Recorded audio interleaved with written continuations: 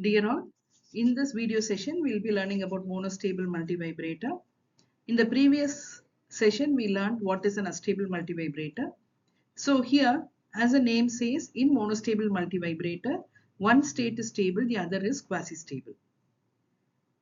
So, to move from stable state to unstable state, I need to give a triggering pulse. The triggering pulse is given to the third pin, and the triggering pulse is given through the RC differentiator network. Let me see the working of monostable multivibrator. So here the stable state is plus Vsat, which means that this stable state is plus Vsat. So Vsat will be appearing at the output of your operational amplifier. That Vsat is fed back through the your potential divider network, and beta Vsat will be appearing at the positive terminal. Okay, so now here the output voltage is beta Vsat. The same beta Vsat will be appearing at B. So, since this is a positive voltage, your diode D1 will be conducting. Since the diode D1 is conducting, that diode will be clamping your capacitor to 0.7 volts. So Vsat is my positive, your stable state in your monostable multivibrator. Now let me see how it is moving from stable state to unstable state. To shift from stable state to unstable state, I have to give a negative pulse to the positive terminal. My negative pulse, I am going to give a square wave through the RC network. This RC is going to act as a differentiator network. The square wave is differentiated and it produces a pulse, negative pulse. That pulse is given to the diode D2. So D2 will permit only the negative pulse. It will be forward bias only for the negative pulse, and for the positive pulse, your diode D2 will be reverse bias. So diode D2 will be working in such a way that it passes only the negative pulses. So you can see now at the positive terminal, a negative voltage is appearing from this RC network and beta Vsat is appearing from the feedback network. The summation of two voltages will appear at the positive terminal. So beta Vsat plus the pulse that is happening, negative pulse that is happening. When that two voltages becomes negative, what will happen is that this voltage will also become negative. When the voltage at B is negative, diode D1 is no more forward bias, it becomes reverse bias. When diode D1 becomes reverse bias, you can see that the capacitor is not clamped to 0.7 volts. It will try to charge in the negative direction. So charging of your capacitor happens in the negative direction. It will try to charge till it reaches minus Vsat. So charging will be continuously happening.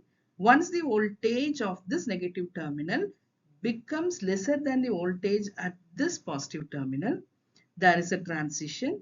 Your output will be shifting from minus Vsat to plus Vsat. So there is a transition. You can see the output is shifting from minus Vsat to plus Vsat.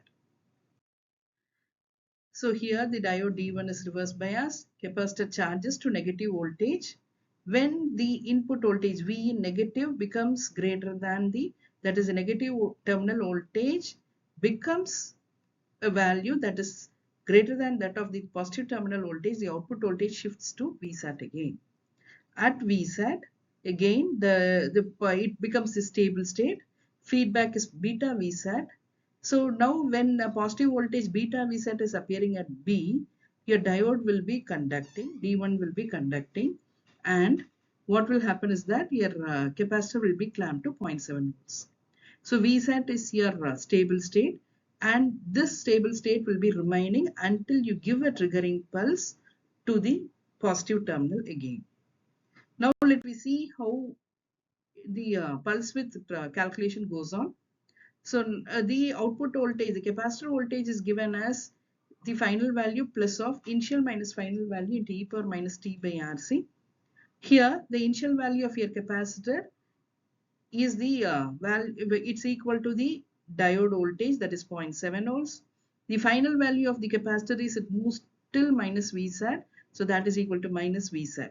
I substitute this in the expression, so Vc will be equal to minus Vsat plus of Vd plus Vsat into e power minus t by Rc. Vc is the voltage to which the capacitor is finally charged. It is equal to minus beta Vsat. You can see here in the graph, it is charged only till minus beta Vsat. So instead of Vc, I substitute minus beta Vsat. This is what that happens at the time period of t. So at the time period of t, Vc will be equal to minus beta Vsat. So I substitute it over here. Minus beta Vsat, it will be equal to minus Vsat plus of Vd plus Vsat e power minus t by Rc. I simplify this expression. I get t equal to Rc ln of 1 plus Vd by Vsat into 1 minus beta. So you know beta is the potential value, potential division value that is given as R2 divided by R1 plus R2. On substitution and simplification, I get my time period of oscillation as 0.693 Rc. So this is how my so here what you can understand is that you will not be having a square wave produced as output. Instead, the waveform width can be varied depending upon this time period of RC network. So depending upon the triggering pulse at which time period I'm going to give, your waveform width will be varying. So you will not be getting an exactly square wave at the output. The output will be a different wave depending upon the value of your RC network.